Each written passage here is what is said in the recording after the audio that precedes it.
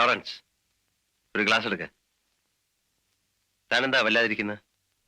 എന്തു പറ്റി? ചാകര വന്നോ? കസ്റ്റംസുകാര് വല്ല കുഴപ്പമുണ്ടാക്കിയോ?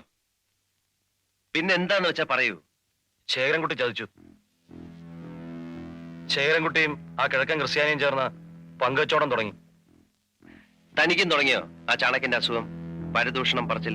ഞാൻ ആരോട് ആരെ പറ്റിയാ പറയുന്നത് എനിക്ക് നല്ലോണം അറിയാം. പരിപൂർണ ബോധ്യമില്ല, ഞാൻ ഒന്നും പറയില്ല. എവിടെ അവരുടെ സ്ഥലം? നമ്മുടെ പഴയ സ്ഥലം തന്നെ, റോക്ക്ഫോർട്ട് ഗാർഡൻസ്.